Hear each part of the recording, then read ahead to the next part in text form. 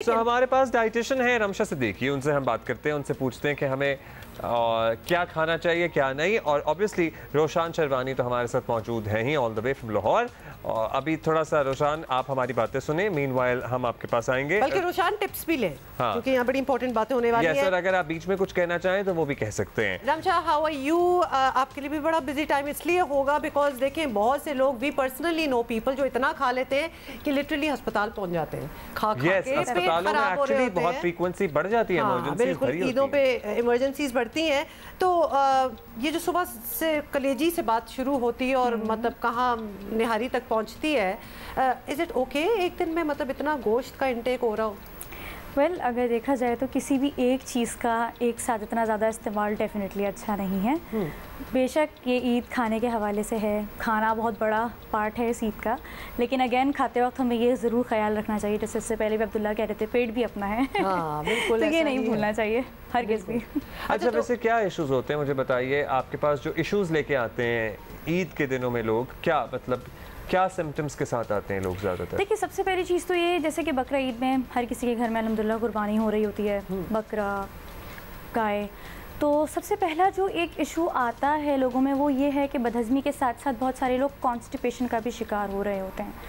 Absolute constipation. I would think कि actually पेट खराब हो रहा होगा। या डायरिया भी होता है, लेकिन constipation is one of the major reasons because meat का इंटेक काफ़ी ज़्यादा हो रहा होता है। हम सबके घरों में ज़्यादा जोर बारबेक्यू कबाब टिक्कों पर होता है, लेकिन हम लोग ये भूल जाते हैं कि हमें साथ में और भी जो फूड ग्रुप्स हैं हमारे खाने, सब्जियां भी खानी हैं, फल भी खाने हैं। फल तो खैर दूर दूर तक नहीं होते, डेजर्ट्स मीठे के नाम पे हमारे पास होते हैं, लेकिन वेजिटेबल्स एक वो बहुत इंपॉर्टेंट पार्ट है जो कि हमारी डाइट्स में बिल्कुल नहीं होता है, जिसकी वजह से कॉन्स्टिपेशन बहुत ज़्यादा एक कॉमन रीजन। आइडियली क्या देखें, गोश्त तो खाना ही, अब जाहिर है हम आज ये कहेंगे गोश्त ना खाएं तो पागल लगेंगे डेफिनेटली। तो हम किस तरह से एक कॉम्बिनेशन बनाएं इसका कि हम सलाद पत्ते ऐड कर लें, आइसबर्ग ऐड कर लें, खीरे ढेर सारे काट लें, गाज क्या कर लें, ज़रा कुछ बताएं हम। What I would say, what I usually tell my patients and my clients is that हमें कोशिश ये करनी चाहिए कि डेफिनेटली ये ईद मीट के हवाले से है, right? Meat is a major portion, but उसके साथ साथ we have to make sure कि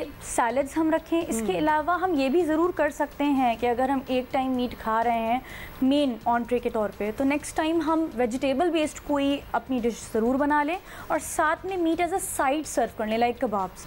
मेन ऑन्ट्रे आपका, देयर आर मल्टीपल रेसिपीज, मटर चावल हो सकते हैं, यस एग्जैक्टली, और फिर ये भी शायद अभी आपने कहा दाल हो सकती है, गोश्त के साथ भी तो आप कोई सब्जी ऐड कर सकते हैं। तो मीठे में भी बड़ा कंसंट्रेशन होता है, कुछ डरा दें लोगों को कि मतलब बस कर दें, पेट अपना ही है, वही वाली बात है। अगेन वही वाली बात कि कोई भी चीज़ स्पेशली ऐसा त्यौहार का मौका जहाँ सेलिब्रेशन में obviously food is a major part, अगर हम खाएं सारी चीज़ें लेकिन अगर उसका पोर्शन हम कंट्रोल करें, लाइक अगर मीठों की बात करें हम डेफिनेटली खाएं, Eid is a event of celebration, right? और बगैर मीठे के तो कोई भी खुशी अधूरी होती है, लेकिन अगर हम उसका पोर्शन कंट्रोल कर दें या हम अपने जो डेजर्ट्स हैं वो ज़्यादा मिल्क बेस्ड बना लें, तो इसी बहाने हमारी बॉडी में थोड़ा कैल्शियम भी चला जाएगा, राइट? अच्छा मेरे पास भी इसके लिए ना एक टिप है, अगर आप आम का बेहतरीन आमों का मौसम है, अगर आप आम खाएंगे तो आम एटलीस्ट आपको कॉन्स्टिपेशन नहीं होने देगा। सो आम जो है, क्या मैं ठीक कह रहा हूँ? Well to some extent yes, लेकिन there are much better fruits as well. हाँ, देयर मच बेटर फ्रूट्स। आम तो वजन बहुत बढ़ाएगा। सो रमशा, अब हमने लोगों को डरा दिया गोश्त से भी, डिजर्ट से भी, मीठा तो वैसे ही आपको उस पे हाथ हौला रखना। कार्बोनेटेड ड्रिंक्स का बताएं, क्योंकि उसके बगैर तो लोगों का खाना नहीं उतरता, हलक में फंस जाता है। ये नुकसानदेह है या ठीक है? नहीं, बहुत अच्छी है, बहुत आला चल रही है।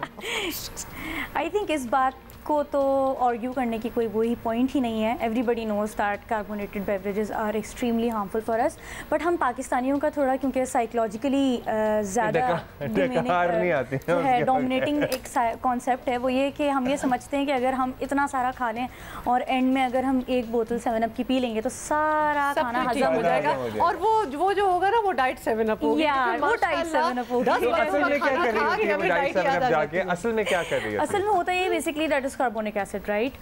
एसिड ही है, और हम ये समझ रहे हैं कि शायद उसे पीकर बेहतरी आ जाएगी, ऐसा हरगिज नहीं है। रमशा, इसमें क्या ही बुराई है कि अगर हम समझ लें, समझें कि हमने समझ लिया कि 1-2 दिन के लिए ठीक है भाई, कोई मसला नहीं है। कावा पी लें, ग्रीन टी पी लें। Exactly, we have several I would say alternatives, herbal teas हमारे पास मौजूद होती हैं that we can take. Second सबसे अच्छी चीज़ I would say lassi is also a really good option if we want to add that. हम इतने सारे स्पाइसेस यूज़ कर रहे होते हैं when we are making such meaty dishes on Eid. If we try to add some lassi, salted I would say, lightly salted, and we take it in like chilled form, बिल्कुल ठंडी अगर and it's so hot anyway, so yes, ख्याल है कि वो it अच्छा ही would be होगा। really therapeutic, बहुत अच्छा फील करते हैं हम डेफिनेटली अगर हम इतने हैवी मील के बाद अगर लाइट सी lassi and may I also add कि क्योंकि थोड़ा सा आपको नैप भी चाहिए होता है ना ईद में, मतलब दोपहर को इतनी गर्मियाँ होती हैं तो सुबह से उठे हुए तो लस्सी पियेंगे आप तो और ज़्यादा मज़े की नींद आएगी, और दोपहर में तो इन एनी केस आपको नींद आएगी।